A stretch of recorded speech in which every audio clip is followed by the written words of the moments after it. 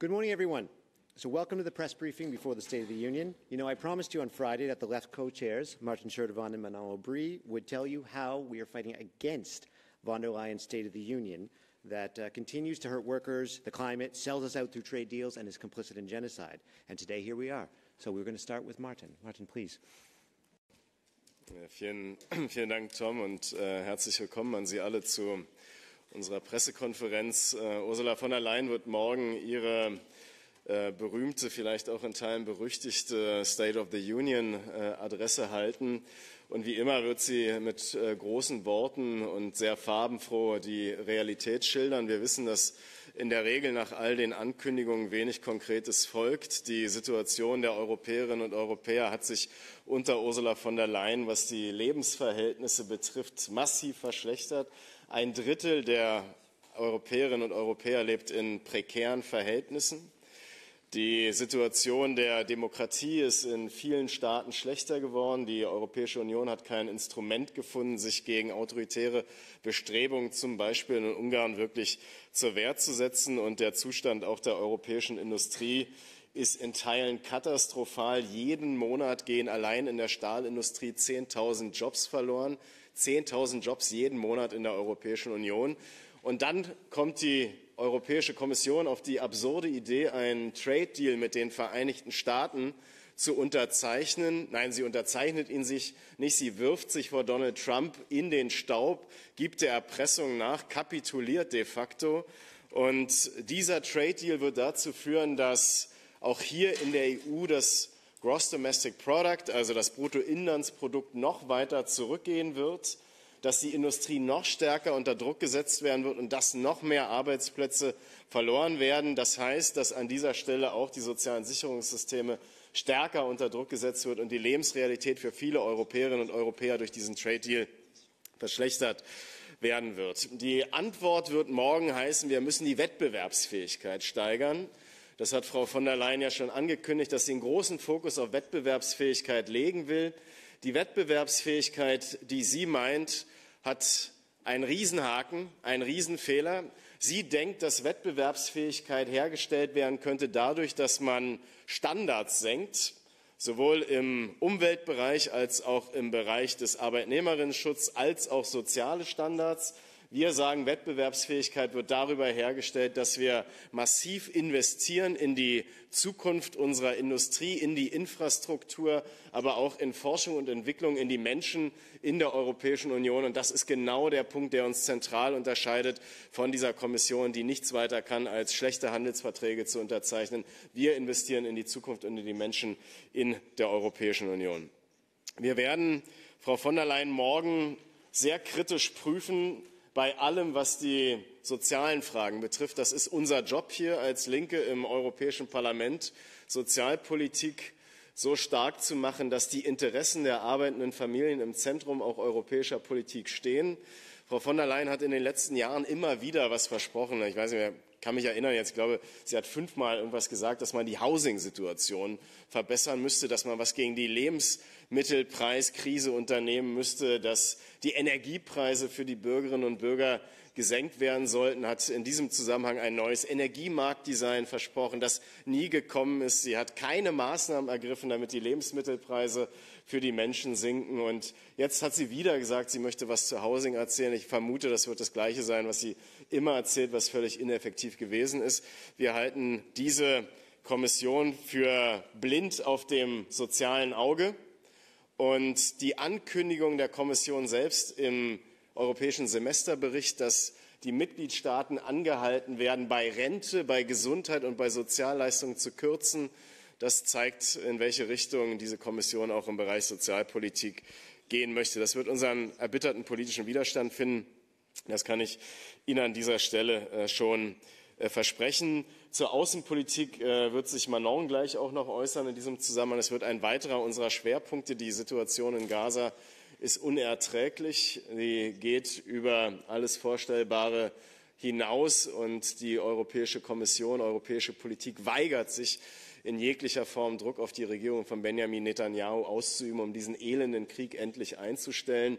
Damit wird die Perspektive für eine dauerhafte Friedenslösung im Nahen Osten, die nur in einer Zwei-Staaten-Lösung bestehen kann, nachhaltig beschädigt. Auch das ein Versagen, ein außenpolitisches Versagen der Europäischen Kommission. Ich möchte Sie noch darauf hinweisen, dass wir für morgen nach der SOTU eine Debatte auf die Tagesordnung gestellt haben zur Handelspolitik, zu dem Handelsdeal, der ja beinhaltet, dass 750 Milliarden Euro in fossile Energieträger in den Vereinigten Staaten investiert werden sollen, die dann nach Europa exportiert werden. Das bedeutet, dass jedes Klimaschutzziel ad absurdum geführt werden kann. Das bedeutet, dass jedes Ziel, was den sozial-ökologischen und sozial-ökonomischen Umbau der europäischen Industrie betreffend ad absurdum geführt wird. 600 Milliarden sollen zusätzlich vor allem in den US-amerikanischen Rüstungssektor investiert werden. Damit werden dauerhaft Abhängigkeiten zementiert in strategischen Schlüsselsektoren der Energie, der Sicherheit und auch beim digitalen Binnenmarkt haben wir gesehen, ist die Regierung Trump überhaupt gar nicht bereit, sich an diesen Deal zu halten, sondern erwägt sofort, dass neue Gegenzölle verhängt werden, wenn die Europäische Kommission zum Beispiel Microsoft mit einer Strafe behängt, weil die dort auf dem digitalen Binnenmarkt ihre monopolartige Stellung ausnutzen. In all diesen Schlüsselsektoren unterwirft sich die Europäische Kommission, unterwirft sich europäische Politik der US-Regierung von Donald Trump. Das ist für uns völlig inakzeptabel und auch dagegen werden wir morgen in aller Klarheit als Linksfraktion im Europäischen Parlament Stellung beziehen. Soweit erstmal von mir. Wir sind mit dieser Kommission extrem unzufrieden. Wir wissen nicht, wie die anderen Fraktionen sie noch unterstützen können, insbesondere andere progressive Fraktionen. Diese Kommission ist auf ganzer Linie gescheitert und wir sind der Ansicht, und auch dazu wird Manon gleich noch etwas sagen, dass diese Kommission zurücktreten sollte. Vielen Dank. Vielen Dank, Martin. Manon, would you like to add some things, please? Merci beaucoup. Bonjour à toutes et à tous et bon retour de cet été. Pour enchaîner sur ce que disait Martine, on va commencer sur le point de départ de cet été. L'accord conclu entre l'Union européenne et les États-Unis, c'est un véritable camouflet pour l'Union européenne et c'est une capitulation totale de la part d'Ursula von der Leyen. Jamais un accord n'a été aussi asymétrique et c'est les mêmes qui ont fait leur chou gras sur la défense de la souveraineté européenne qui soutiennent aujourd'hui un accord qui renforce la dépendance de l'Europe vis-à-vis des États-Unis en matière agricole, industrielle et militaire. Et à aucun moment, l'Union européenne, Ursula von der Leyen, n'a assumé ce qu'il fallait faire, c'est-à-dire un rapport de force. Au lieu de ça, on a Ursula von der Leyen qui a capitulé et qui, quelque part, s'est contentée de négocier le poids des chaînes.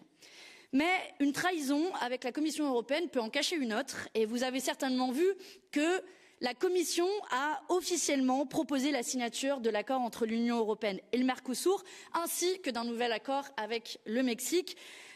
Cet accord avec le Mercosur, ça fait longtemps qu'on vous en parle, c'est certainement l'accord le plus néfaste et le plus grand accord de libre-échange jamais signé par l'Union européenne. Il est une catastrophe à tous les niveaux. D'un point de vue agricole, d'abord, c'est des centaines de millions de tonnes de bœuf, de volaille, de maïs, de soja qui vont être importés du Brésil et d'Argentine et qui vont entrer dans une concurrence déloyale avec les agriculteurs européens.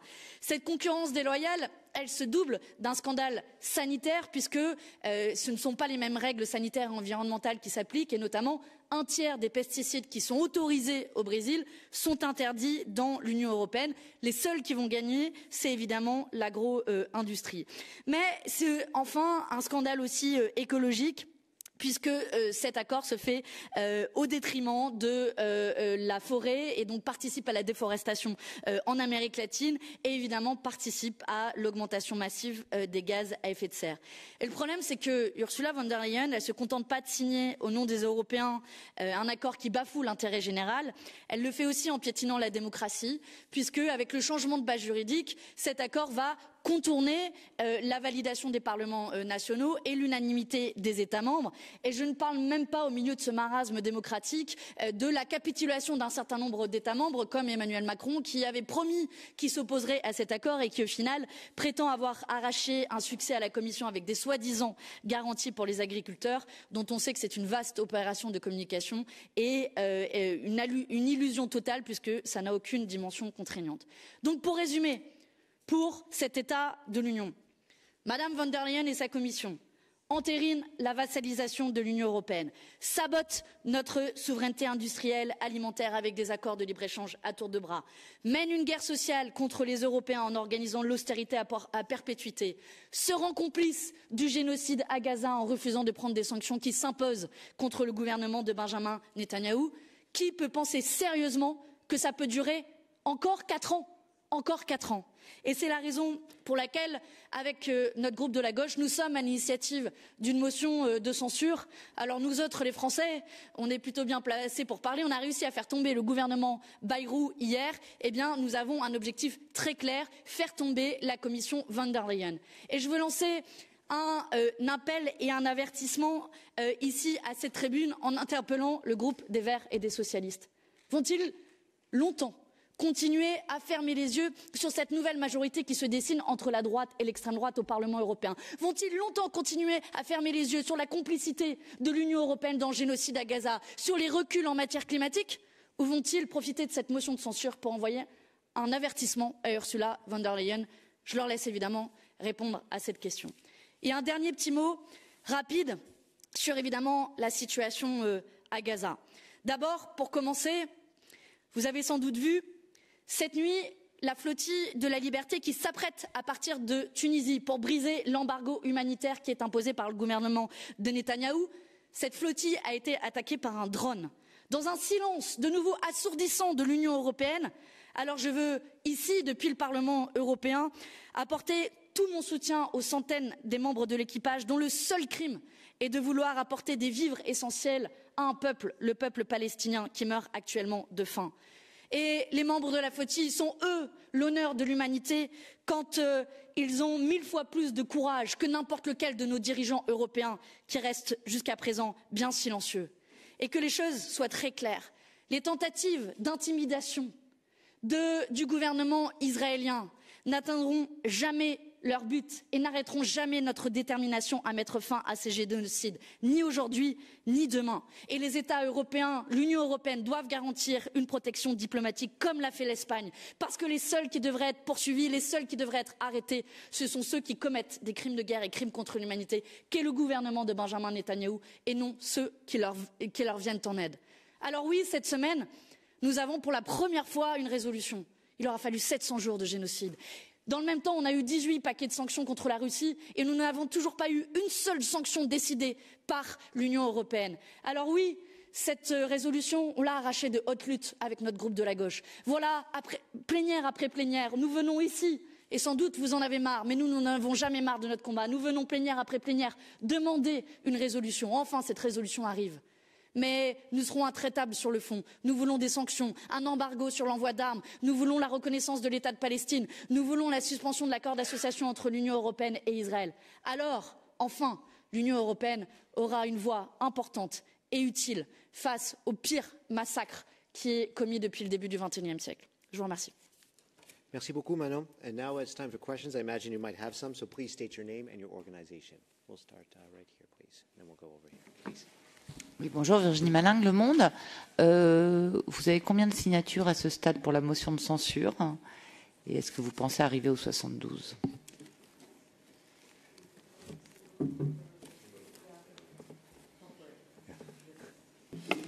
Well, I was going to ask the same.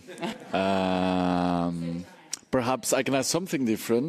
Not how many, but perhaps which groups have you managed to get support from? Renew, S&D, Greens? Perhaps there's other questions that are similar. Yeah, please. Yeah, Angela Mauro, HuffPost, Italy. How do you reply to those who say that presenting a non-confidence motion now, resolution now, without having an alternative to von der Leyen runs the risk to unite, to reinforce the unity of those who support her? Thanks. Any other questions, or do we go straight to Yeah, maybe I can reply because they're all connected to the we'll motion reply of to those and then censure. we'll go. And hopefully with my replies, you'll get all the answers you need. If you don't mind, I'll do them in French. Donc sur les signatures, motion de censure, pour faire les choses très claires, il faut 72 signatures pour pouvoir déposer une motion de censure. Pas besoin d'un bac plus 8 en maths. Notre groupe comporte 46 élus. Il nous en manque donc 26. Parmi ces 26, sans surprise, nous allons les chercher du côté des Verts et des socialistes, mais aussi des non-inscrits. Nous avons déjà des signatures, notamment de Verts italiens, espagnols, pour ne citer que, de non-inscrits, de députés grecs en dehors de notre groupe. Bref, nous sommes dans la collecte. Est-ce qu'on va y arriver? Je ne sais pas vous le dire à cette heure. Je ne peux pas vous donner un chiffre exact, mais on approche du but. Est-ce qu'on va y arriver? Je ne sais pas. Et c'est pour ça que, et ça me permet de répondre à votre question sur quelle est l'alternative. Aujourd'hui, ce qui nous est posé comme question, c'est est-ce qu'on veut poursuivre la politique d'Ursula von der Leyen qui multiplie les accords de libre-échange, qui est complice du génocide à Gaza, qui multiplie les reculs en matière sociale et environnementale, ou est-ce qu'on veut lui envoyer un avertissement? Et moi, je veux poser une question assez sincère. Ils ont gagné quoi, les Verts et les socialistes, depuis 1 an que cette commission est au pouvoir? Allez-y, dites-moi. Qu'est-ce qu'ils ont gagné? Ah oui, le paquet omnibus, formidable recul en matière environnementale. Quoi d'autre? Voulez-vous vraiment que je fasse la liste? Donc, soit la gauche se tait et est complice de cette nouvelle union qui existe de facto de la droite et de l'extrême droite. Regardez les derniers votes sur le budget, le financement des murs aux frontières. C'est une politique de gauche, ça? Je suis sûre que les socialistes et les Verts sont en profond désaccord avec le financement de murs aux frontières, par exemple. Alors, s'ils sont en profond désaccord avec la politique qui se mène dans ce Parlement entre la droite et l'extrême droite, ils saisissent de cette motion de censure. Ils montrent qu'il y a une gauche qui existe dans ce Parlement et qu'on n'est pas prêt à courber les chines pendant encore 4 ans. Parce que vu tout ce qui s'est passé en 1 an, je peux vous dire que 4 ans, ça va être vraiment très long. Je vous donnerai pas le chiffre. Bien essayé.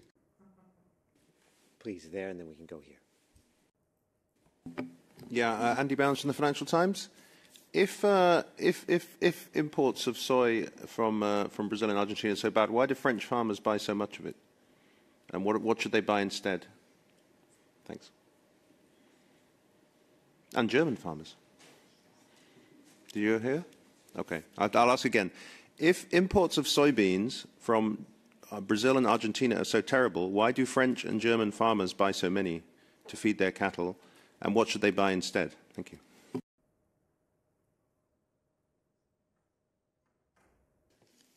Well, the question is kind of easy to answer because it's cheaper. And you cannot blame the farmers to buy cheaper products.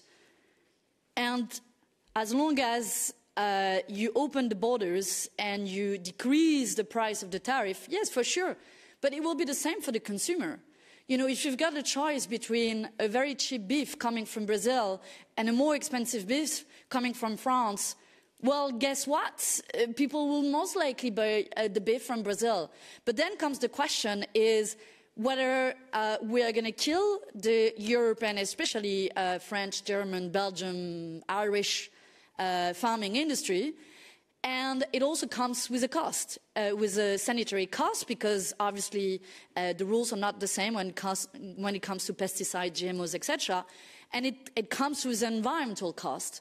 And I think it's a choice of society in a way that we have to make with the Mercosur trade agreement. And I want to insist, this is the worst trade agreement the EU has ever negotiated, but it comes on top of all of the agreements. For example, the one with Australia is currently being negotiated, the one with Indonesia, the one with Mexico also is being finalized.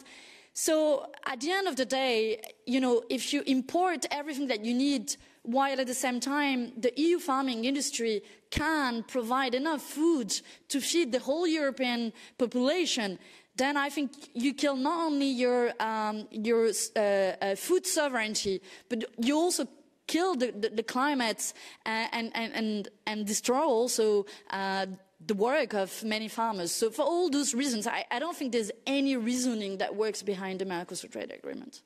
And Martin, you wanted to add something?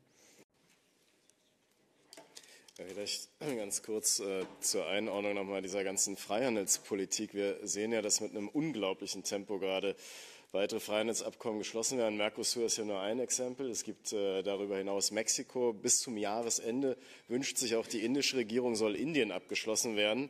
Wir haben es ja mit einer Überproduktionskrise zu tun oder einer Überkapazitätskrise, sagt die Europäische Kommission, und trotzdem werden die Märkte geöffnet. Ich meine, was für ein logischer Widerspruch. Wie kann man eine Überproduktionskrise in den Griff kriegen, wenn man immer mehr Güter produziert und versucht, billig auf Märkte zu schleudern? So, und das ist sozusagen nur ein Beispiel, was sich bei Mercosur abspielt. Ich hatte letzte Woche ein Treffen mit der Stahlindustrie, und das Abkommen mit Indien, was geschlossen werden soll, kann dazu führen, dass billiger indischer Stahl zum nächsten großen Problem für die europäische Stahlindustrie wird. Jeden Monat, habe ich vorhin gesagt, 10.000 Arbeitsplätze gehen verloren. Und nach dem chinesischen Stahl und der massiven Subventionen wird das Gleiche jetzt mit Indien passieren oder könnte passieren. Und das ist sozusagen die völlig falsche Handschrift der Kommission, darauf zu reagieren, dass wir eine fundamentale Wirtschaftskrise haben, die natürlich massive soziale Verwerfungen in der Gesellschaft hervorwirft. Freihandel ist keine Lösung dafür, eine Überproduktionskrise, kapitalistische Überproduktionskrise oder eine Überkapazitätskrise, weder im landwirtschaftlichen Bereich, wo wir Ernährungssouveränität europäische brauchen, noch im industriellen Bereich herzustellen. Das ist einfach eine wirkliche falsche strategische Weichenstellung. Thank you. So we're just running out of time, so we'll finish with you. Go ahead, please. Oh, is there one? I missed one? Oh, there we go. So we'll go you, and then we're done. Okay. Thank you very much. Services. Oui, bonjour, Monsieur El Mali. En regardant la situation en Syrie et en Turquie, on voit que l'Union européenne est totalement absente pour défendre les valeurs que vous, le Parlement européen, défendez. Que attendez-vous en Syrie quand on voit c'est la Turquie et l'Israël qui est présent, les Américains sont entre les deux, l'Europe est totalement absent, ou même Giuliani n'écoute pas ni la France, ni les Allemands, ni l'Union européenne. D'une manière concrète, est-ce que vous avez des attentes sur ce sujet-là, vu en Turquie, tout le monde, l'opposition est prise en otage, les Kurdes sont pris en otage, même hier, le parti CHP était, comment dirais-je, le responsable des intérêts remplacé par les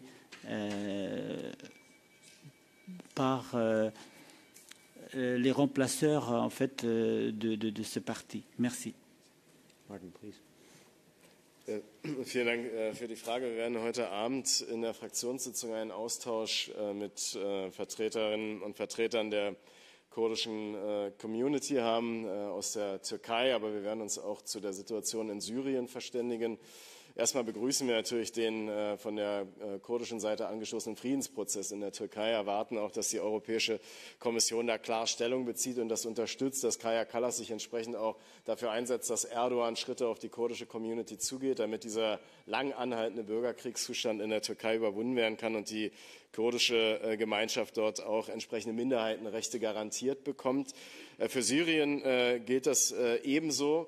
Wir sehen, dass Teile der alawitischen Bevölkerung ausgeschlossen werden in Latakia von den Wahlen, dass 2 kurdische Regionen von den Wahlen ausgeschlossen werden sollen, die jetzt demnächst anstehen in Syrien. Das ist ein hoch bedenklicher Prozess und natürlich muss es eine volle Mitnahme und auch Beteiligung aller Bevölkerungsgruppen und religiösen Gruppen auf dem Weg Syriens in eine hoffentlich stabile Demokratie im Nahen Osten geben. Im Moment sehe ich bei der Zentralregierung in Damaskus nur bedingt diesen Willen und deswegen ist es Aufgabe auch gerade europäischer Politik darauf hinzuwirken, dass sowohl die Kurdinnen und Kurden als auch andere Minderheiten wie die Alawiten entsprechend in diesen Prozess mit einbezogen werden. Thank you very much. Vielen Dank, Martin. So we'll finish off with the question here, and then we have to go. Oui, merci Emmanuel Strosser pour Bruxelles 2. Sur la résolution de Gaza, pour qu'elle puisse être adoptée, il vous faut que des voix du PPE.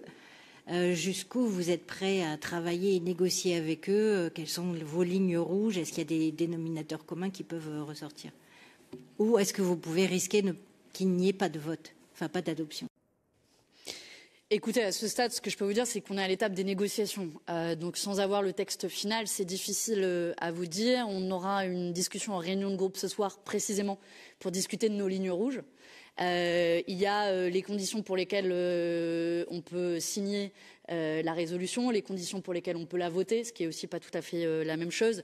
En tout cas, je peux vous dire ce que nous, on porte dans ces négociations, ce que j'évoquais à l'instant, à la fois la condamnation claire de la responsabilité du gouvernement de Benjamin Netanyahou dans le génocide, je pense que c'est important de peser les mots, réitérer un soutien à la Cour pénale internationale qui a fait l'objet de nombreuses attaques, notamment de la part de Donald Trump, et puis ensuite un appel extrêmement clair à la fois faciliter l'accès humanitaire, mais aussi à des sanctions contre le gouvernement de Benjamin Netanyahou. Je le rappelle, 18 trains de sanctions contre la Russie, 0 contre le gouvernement israélien, qui va de décréter un embargo sur les armes jusqu'à suspendre l'accord d'association entre l'Union européenne et Israël. Ça fera partie de nos points principaux qui, s'ils ne sont pas présents dans la résolution finale, feront l'objet d'amendements de notre part. Ensuite, on va discuter en réunion de groupe si ce seront des qui votent ou pas, à partir desquels la résolution aura les voix de notre groupe ou pas. That's good. I think that is all the time we have for. So thank you very much to the interpreters. Thank you, Manon. Thank you, Martin. And I wish you all a better session than our commission president.